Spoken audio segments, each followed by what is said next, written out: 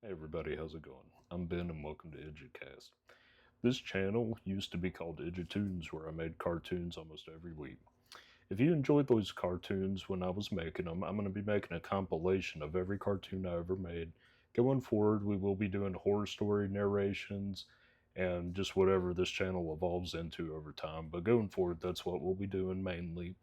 And if you enjoy that, please stick around. Other than that, let's jump right into today's story, which is the most haunting murder case I ever worked.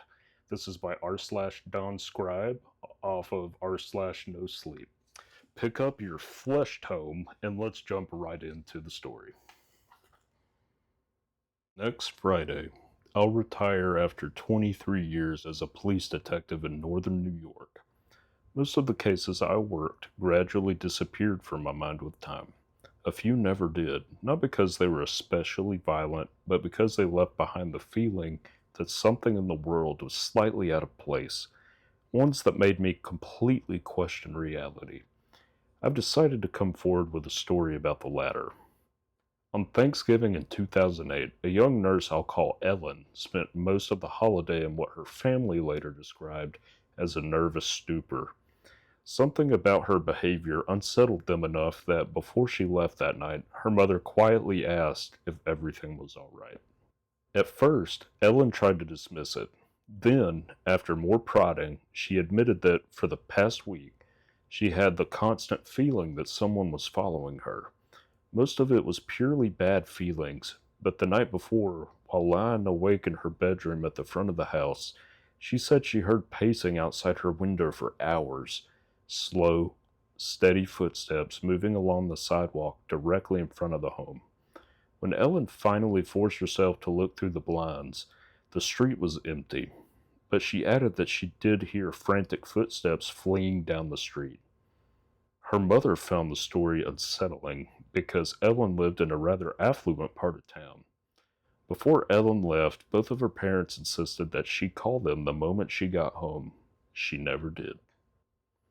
About an hour after she should have arrived, her parents drove to her house themselves.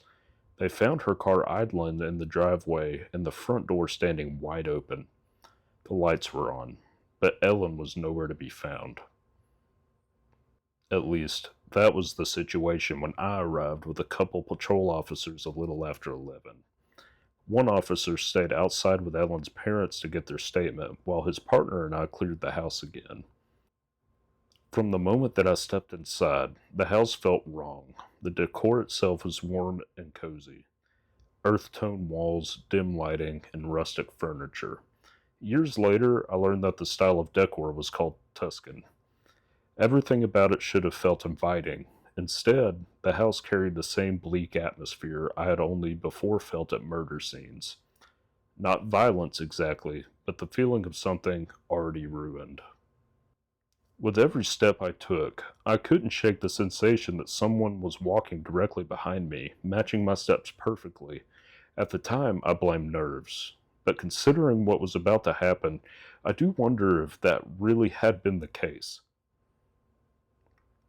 Sean, the patrol officer with me, went into the kitchen while I continued down a hallway that felt longer than it should have been, leading to the master bedroom. I was trying to make sense of the house's layout as I walked, half focused, until I passed the open bathroom door, and something there finally registered a moment too late. Just as I reached the bathroom door, something in my mind snapped back to the bathroom. In the moonlight spilling through the small window, I had clearly seen a man sitting on the toilet. He looked to be in his 80s, completely nude, hunched forward, his head buried in his hands, as if he were in severe pain. It took a second for my body to catch up to what my eyes had registered. Then I turned back and moved quickly into the bathroom. I called for Sean as I went. The room was empty. I told Sean to keep an eye out for someone moving through the house. He asked me if I'd seen someone, and I said that I wasn't sure, but to still keep an eye out. I quickly realized the parents hadn't fully checked the house, likely out of fear of what they might find. Because when I opened the door to the master bedroom, I was met with the unmistakable, sickly sweet stench of death. I scanned the room. Nothing seemed disturbed. Just the usual clutter of a lived-in space, ordinary in every way it could be. I reached for the light switch out of habit. Of course, despite every other light in the house working, it did nothing. So I pulled out my flashlight and stepped inside, already knowing what I was going to find. Now, before the obvious, something happened that I have never been able to get out of my head. Above the bed hung a framed photograph of Ellen standing beside the Grand Canyon, pointing out toward the landscape. She looked, even in that still image, like the kind of person hospitals were built around. Kind, steady, and the sort of presence you trusted without thinking. As I stepped into the room, the frame shifted on its hook. It didn't fall, not fully. It tilted downward, hanging half loose against the wall. In that angle, Ellen was no longer pointing out at the canyon, she was pointing down at the bed. I craned my neck to scan the bed and let out a small breath when I saw it was empty. But that relief immediately melted. A moment later, a rough, hoarse giggle came from my left. I turned and saw the faint outline of a figure standing in the dark corner. Despite my heart jumping into my throat, I drew my service weapon and ordered the figure to raise their hands. They complied and stepped forward into the moonlight. My mind, at the time, stalled completely. It refused to form a coherent description of what I was seeing. Only years later, with distance, have I been able to put it into words at all. It was the same old man I had seen in the bathroom, still nude, his skin hanging off him in loose folds, as if he were wearing a suit several sizes too large. But that wasn't what short-circuited my brain. His head had changed. It stretched outward into something like a clustered frame of faces. 4 of them at least, all identical, all sharing the same maniacal stare. As if each one were a separate version of the same man displayed on different screens. The eyes of each face bulged outward like something within his skull was pushing against them. A rictus grin spread across each one. Each had sunken cheekbones that gave him a skeletal appearance.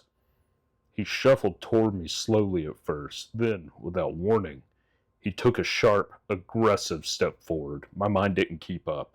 I fell backward like a child trying to get away from a monster in its closet. When I hit the floor, the smell of death intensified thick enough that it felt physical. I turned my head to the right. Under the bed, I saw where it was coming from. The body of a young woman lay there, bloated and swollen. Her face distended beyond recognition. Her limbs looked wrong, twisted back behind her as if they had been forced into a position they were never meant to take. Her skin had taken on a pale green cast, with dark lines running faintly beneath it, like something had begun to spread through her from the inside. The moment my mind fully registered what I was seeing under the bed, I heard a woman scream outside, then the other officer shouting, "Stop!" followed by the sound of someone running hard over gravel. I would later learn they had all seen a nude male figure outside the house, moving fast away from the property, its body loose and wrong in motion. The other officer later described it like the man's skin was moving as if it was underwater. I tore my eyes from the corpse and grunted in frustration after finding that the old man was gone. Sean rushed into the room a second later, asking what was happening. I couldn't answer him. I just pointed beneath the bed. The other officer never caught the figure. After a few turns through the surrounding streets, he lost it and eventually stood down. After that, the case turned messy. I was criticized for letting the suspect slip away, and my description of what I had seen in the bedroom was declared as unhelpful. The part about the faces was written off almost immediately. Even the idea of the man being somehow deformed was brushed off.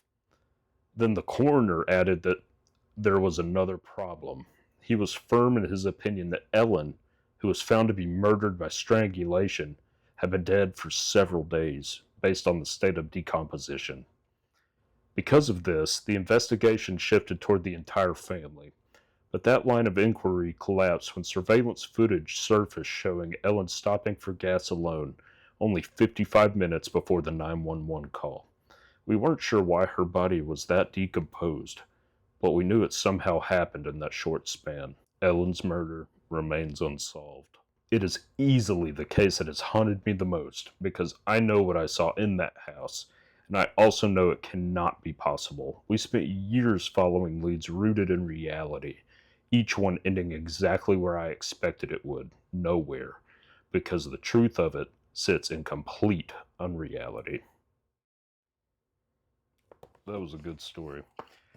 Just wanted to say thank you to DonScribe for allowing me to share that with you all. I'll be linking that story if you want to read it for yourself down in the description. Other than that, thank you very much. If you enjoyed today's story, please like, comment, and subscribe and support the channel in any way you see fit. It helps me out a lot. And other than that, I'll see you in the next one and have a good one. Bye.